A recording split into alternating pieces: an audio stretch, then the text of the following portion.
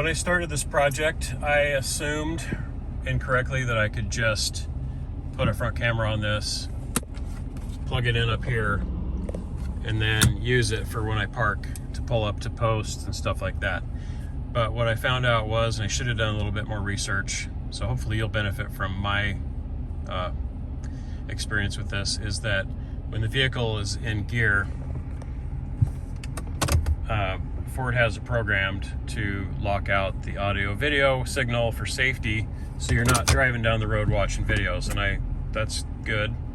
But for me, I wanted just to use this for parking in the front, and so I installed the front camera, plugged it in up here, put it in gear, and then the thing shut off. So then I was like, okay, well, you know, what are our solutions? And there's a couple different manufacturers of inline harnesses that will plug into the back of this thing. Originally, this project was going to be like a $40 project, and now it's, you know, $300 because the module cost me $250. But anyway, it's what I wanted. It's done now, and here's the video. So you're going to see me run through installing the front camera first, which entails removing this whole panel and running the wires to the front camera on the grill. And then later, you're going to see me open this thing back up, plug in the module that I bought from NAVIK, and then do some testing on this. But it works now, but it's going to cost you about, you know, $300. Another thing I wanted to mention was that this is installed on a 2015 F350. I probably already told you that. It's a Sync 2. That's the name of Ford's proprietary computerized screen and all that stuff with the navigation. So as far as modules go, you're going to have to do your own research, find out if they make a module for your particular model, you know, truck, and the features and everything, because they're all different. In order to gain access behind the sync system here with the stereo and all the controls and all that, we're going to have to remove the panel, and so that we can run the wire cleanly up into the point where we plug in right here on the video in port. If you haven't already, I highly recommend that you get a set of these trim removal kits off of Amazon. You'll use them a lot on these trucks, or any car actually, because you can use these for door panels, trim removal on the inside, excuse me, and then also some spots under the hood, like the rubber divider that goes from the grill to the body of the truck. So I've got links for all the tools down below in the description.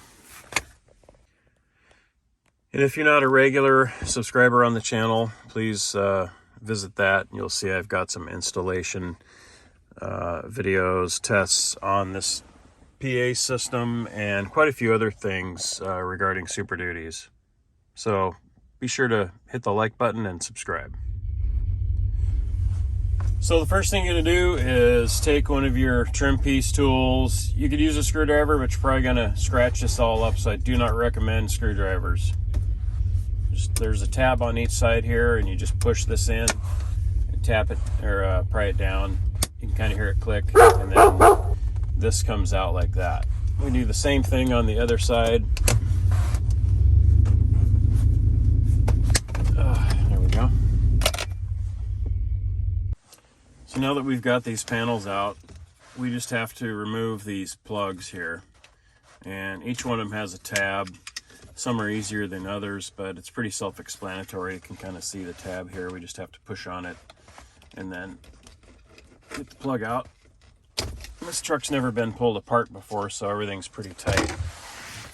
But once you've been in here a few times, things will loosen up a bit, just like that.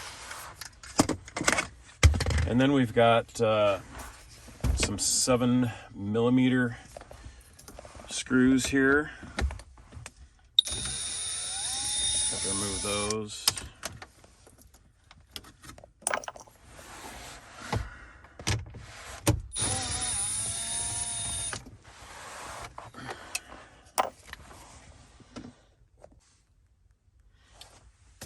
Next, you just take your hands like this. Let's see if I can get my arm out of the way there and just pop that loose on the bottom. Pretty much same thing on the top. Just reach back here and pop that trim loose, just like that. And then we can lay the panel over on its face. Get this out of the way here. There we go. And now you've got access to the screen and everything else. Now the only reason that I've pulled all this off is so that I can get access back here to run the connector that goes to the video plug, the yellow one, up through here somewhere so you can't see wires on the outside. That's the only reason. Okay, so let's talk about options here. So you've got the 3 input ports there. You've got the video and then the left and right for stereo. So theoretically you could have a DVD player that plugs into these ports, and then when you scroll through your media button you can get to the audio video portion on your screen. So the wiring harness that comes with this is really short here, and so if you were going to wire this in directly up here, you'd have to put your wires, either run extra wire down lower or find something on the back of the system to tap into in order to power it. And I don't like that idea. I don't like having all this stuff buried up here so you can't get to it. So what I'm going to do, and what I recommend you do, is buy one of these. I had a bunch of these laying around the house, you know, through the years. I've accumulated wiring and all that stuff. So anyway, you can either use the triple here. You can see it's got the connectors on both ends. So what you could do in this case is just run these wires into the box up here and then run them down somewhere more accessible. And so that way you have options to unplug. Say if you wanted to unplug your front camera, you could just use these to plug in a DVD player or whatever you want to plug in. So that's what I'm going to do. And then that leaves this harness down below underneath here where I normally wire everything up anyway, and that'll make it a lot easier for me in the future. A lot more flexible too. If you don't want to put the 3-wire setup up there, you can get just a 2-wire just for video. But while we're up here, you might as well throw one of these in there. That way you've got everything covered if you wanted to run anything in there. So having said all that, I'll have links to, you know, these little extensions in the description there, along with the trim kit and of course the camera setup as well. So there's a few more screws we're going to have to remove up here at the top.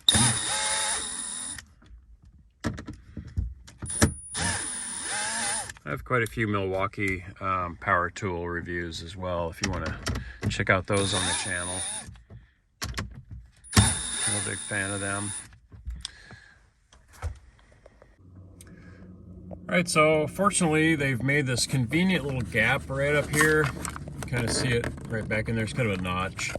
And this door will shut on that flat cable without sticking up in the back. So it's pretty convenient. You don't even have to drill. But if you wanted to drill a hole, you could drill one down here on the side and run it right out to these plugs. But I'm not going to bother. I like to go simple, try to keep everything as close to stock on things without butchering as possible.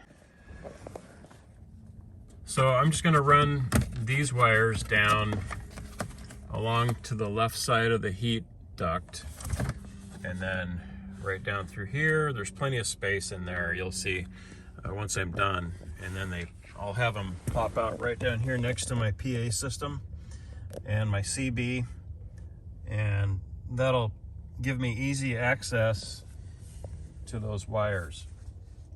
If you haven't seen the videos on the PA system, I encourage you to check it out. It's a pretty cool system. It's got sirens, horn, some accessory buttons for lights if you need it. and mostly important is the PA itself.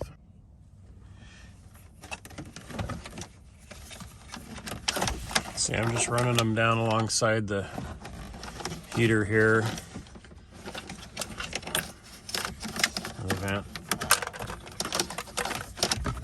Run it up along that back notch.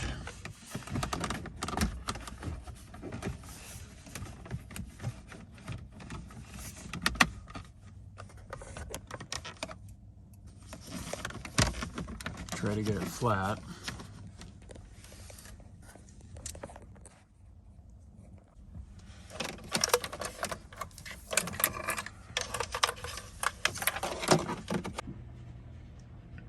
All right, so there it is. I just ran it down alongside the left of the duct, and then out here, and then straight down through that hole. Kind of see that there, and then it comes out right down here next to all my other stuff. I won't bore you with putting everything back together. It just goes back exactly the way you took it off. So we'll go forward to the next phase. One thing I'm going to mention when you're putting this back together, this bottom part here, when you're trying to get these screws in on each side, if they don't go in, double check that there's no gap down here, because there's 2 pins right underneath here that have to kind of slide up and go in for this thing to be flush. And if those are not in, but this is clicked in on both sides, this is out. And that will cause the holes not to line up. So double check that you got these 2 pins kind of pushed up and in, and then this is popped on both sides. And then put your screws on. The camera you're using today, there's a link down below in the description for Amazon. I'm an affiliate, and it helps support the channel. Anyway, I just got this last night, and I'm pretty impressed with the features that it's got so far. It's got different mounting options, so you can put it just about anywhere. It's really super wide angle, 210 degrees, and with the kit, you've got the camera here, and it just mounts wherever you want to. You can remove the bolt and stick it on somewhere, or you can drill a hole. It's also got another larger sized hollow stud there that's a little bit longer for different mounting options. It's also got this adapter here, which is nice because the way that we mount ours here today, we're running this cable all the way from up here down to below where it's more convenient. So I need that adapter to get it to plug into this harness right here. So this is the harness, and the way we're going to wire it today is just going to be powered all the time, or accessory off of our upfitter switches here. Not sure quite how I'm going to do it yet, but that's what we're going to do. And they also gave you some zip ties and some electrical tape, and this tool, which you could use to help remove the panel, but I've already got a whole set, which I talked about in the video. Anyway, moving forward, you've got, I think this is, yeah, it's a 26-foot cable, so plenty of cable. It's also got the reverse light tie-in if you're going to do that, but we're doing a front mount, so that does not apply. The instructions, surprisingly, are really good.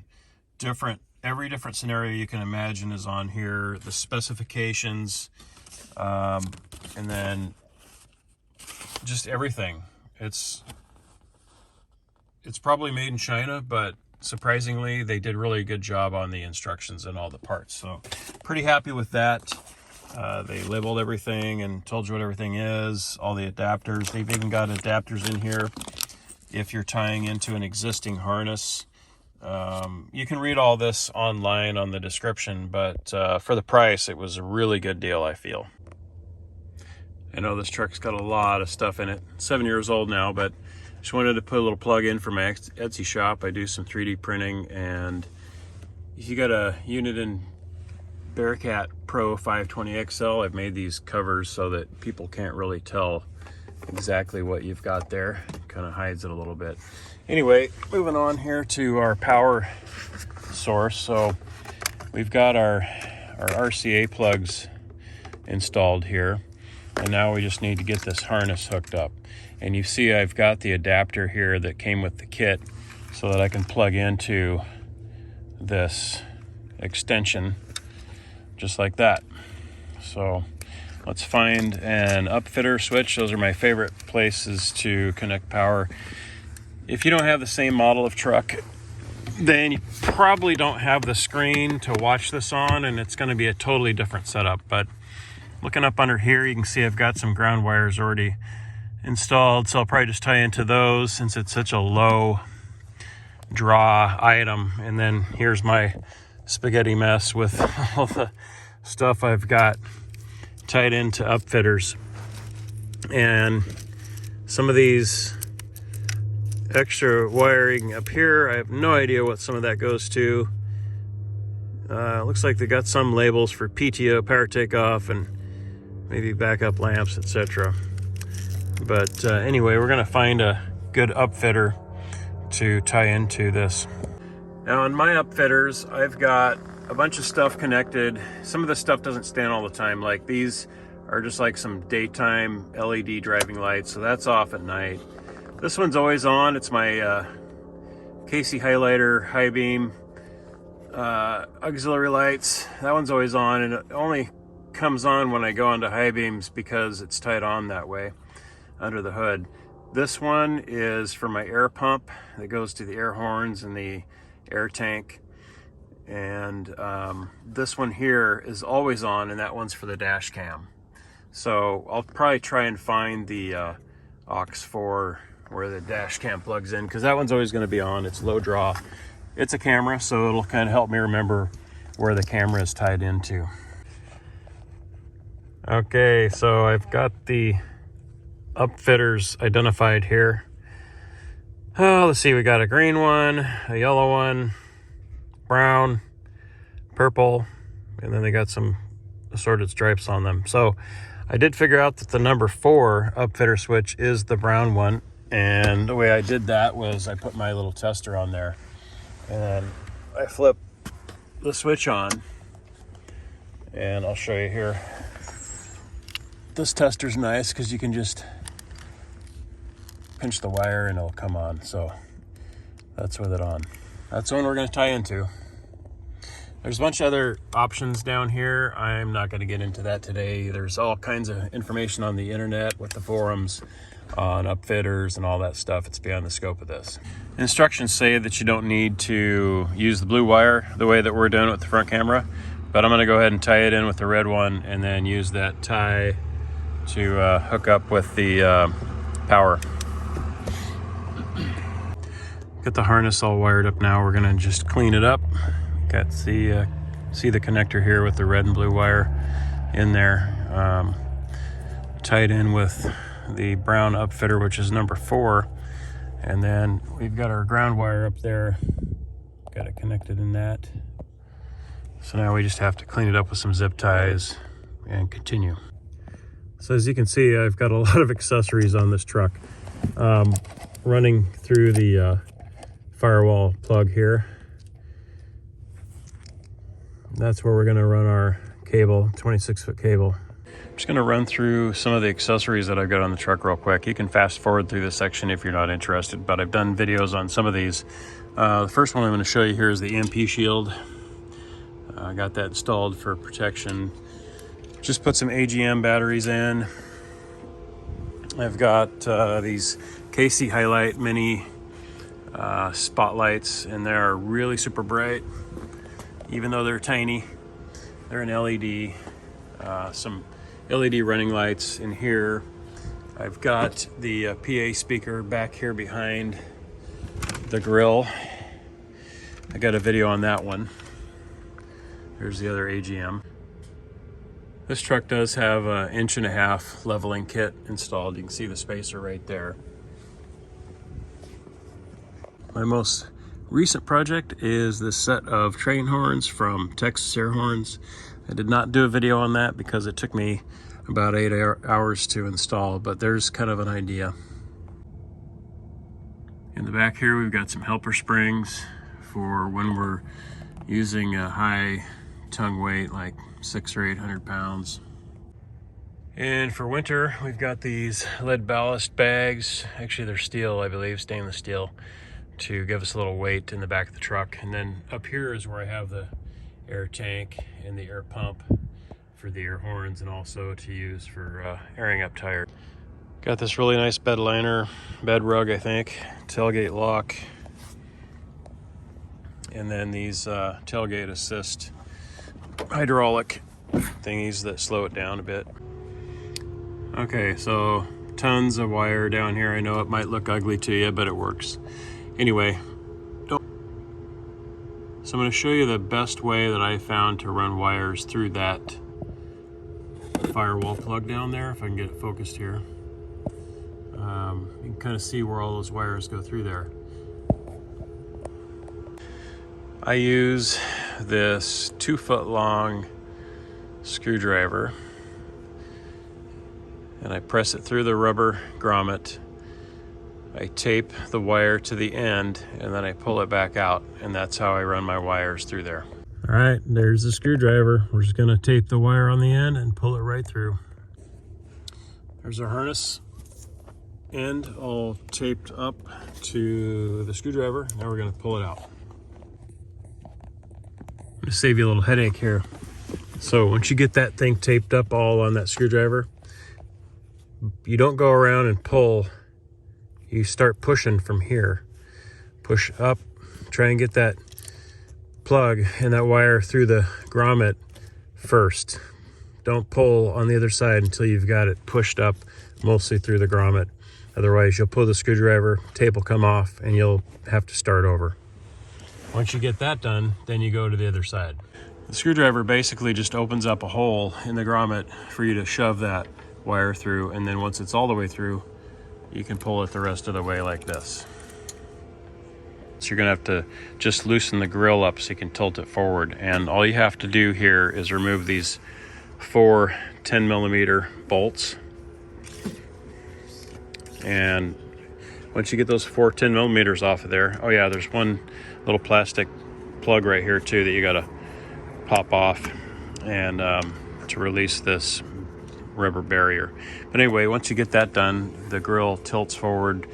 If you wanted to remove the whole thing, you could, but you don't need to. If you don't have very long arms, you can do that as well. And there's some pins down at the bottom that you push down on, and the whole thing pops out.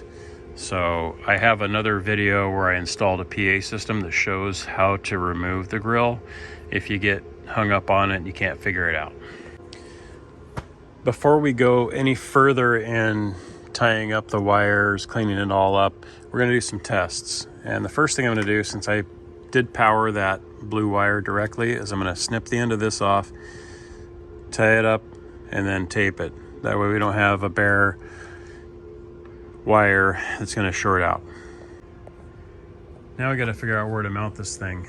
And the easiest spot would be right here in the grill, because it fits perfectly through these little holes in the honeycomb pattern. And then you just put a bolt on the back, or a nut, sorry, tighten it down, you'd be done.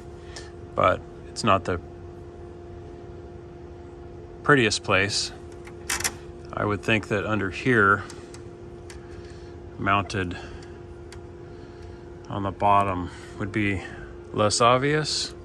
So we're gonna do a couple tests to see what the view looks like on each situation. Haven't cleaned up the wiring yet. We're gonna do some tests. Like I said, we've got our adapter here for the video cable RCA plug. I'm just gonna plug that in. Sorry for the camera angle. There you go. And then we're just gonna connect these two so that we have the feed from the camera. Got everything plugged in for the test. Now you come up here to your media button, or you can go up here to the screen itself and click on audio, video in. We do have our upfitter switch on as well. So click on that, and there is your front signal. There you go. So that's what it looks like with the camera stuffed in the grill like that. So you can see that we'd be able to tell how close to somebody's bumper if we're parking nose to nose, or if you're coming up on a wall or a, you know, one of those posts that they have in parking lots. Yes, I found the absolute filthiest rag I could find to cover up my license plate. Bravo. Anyway, so here's the position of the camera. It is adjustable. This little part, the lens rotates up and down if you need to move it. I don't really think I like it there in the middle of the grill, so I'm gonna disconnect it and move it down here and see if I can still see stuff. All right, so that's a lot better. It blends in with the black background, but I don't think it's gonna be able to see over the plate. We'll see. Let's go take a look. That's not too bad. So you can see the top of the plate right here, but I still don't really like the angle because you can't see really the gap that's in front of the plate. Kind of nitpicking there, but I'll show you where it's at right now. So that would be with it mounted in this position. I would have to have a backing plate behind there, and that's where it would be.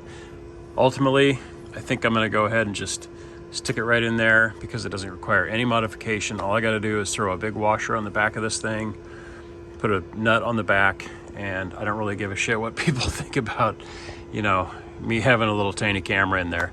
It's not gonna ruin the entire look of the truck. I don't want to drill holes in the plastic or anything like that. It's not something that I wanna do. I try to avoid butchering things as much as possible, even though my wiring jobs aren't that pretty. I like to keep the thing as stock as possible without making any kind of holes in plastic or metal. All right, so if you don't mind drilling holes, you could put this thing here, you could put it up here, but for me, it's gonna go here. So I put the longer stud on the back. It comes with 2 studs. I also tried just a rubber grommet to see if it would pop into one of these slots here, and it didn't quite fit, so I'm just gonna do a secure mount right here. That way I can have full view of the bumper area. And on the back side, what makes it easier to install is having this wire. So you just drop your washers and then the nut over the top of that. And then we're gonna tighten them down, and that's gonna be a little bit challenging, but I think I can get a little wrench on it. So I haven't really covered this yet, but these 2 wires here give you options.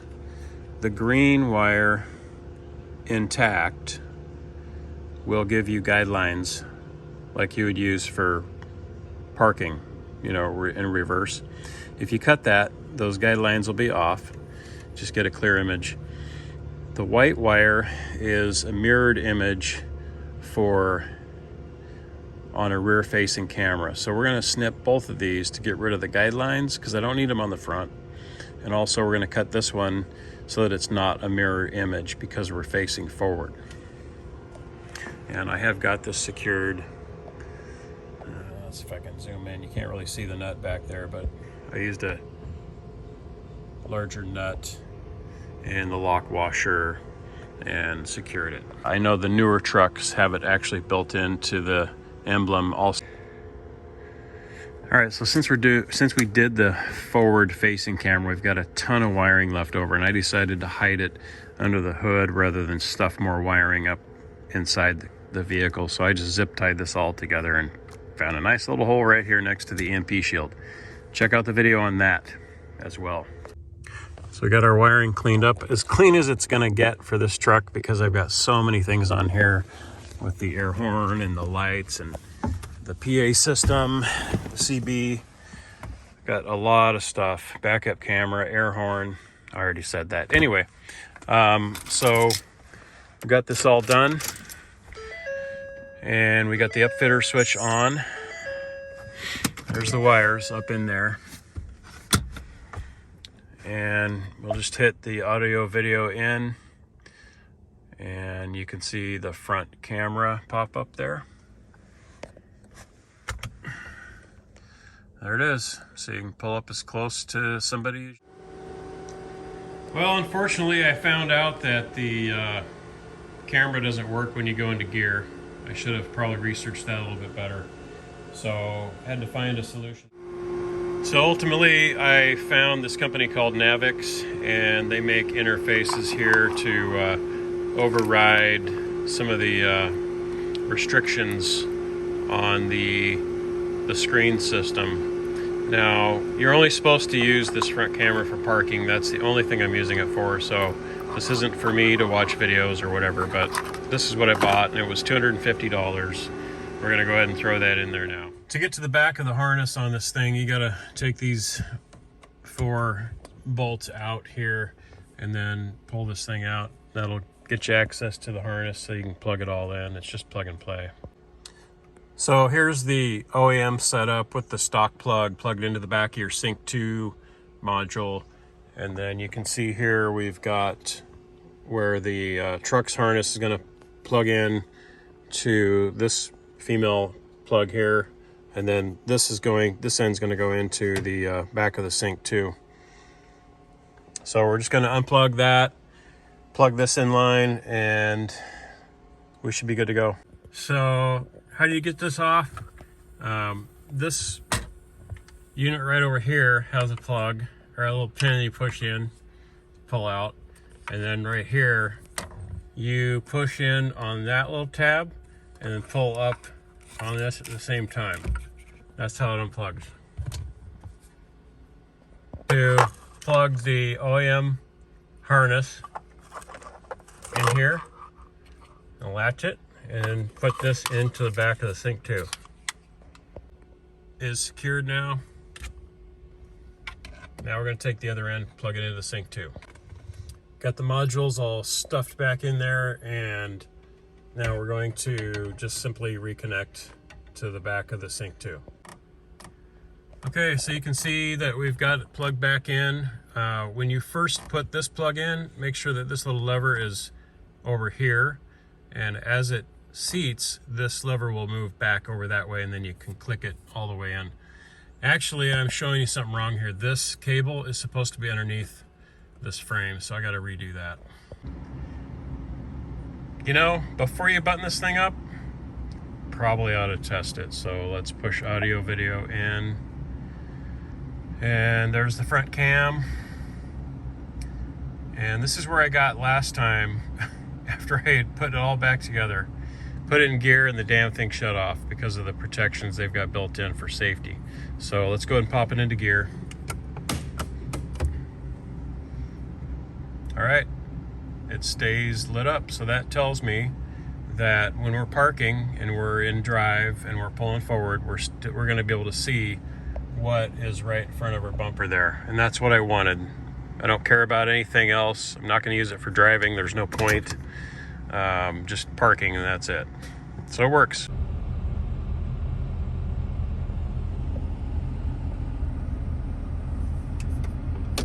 This is the front audio video camera turned on.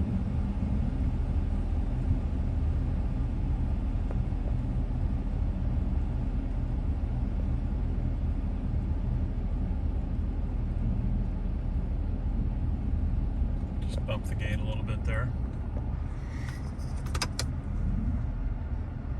It's also got a code you can push in here on the rear defroster. It's special. These kits are specially made for a specific truck and model, so the features are going to be different depending on what you have.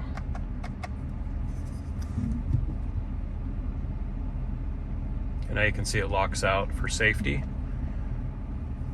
when you start moving, but it still works when you're stopped but in gear. So go back, hit the rear defroster 4 times, and now it won't cut out.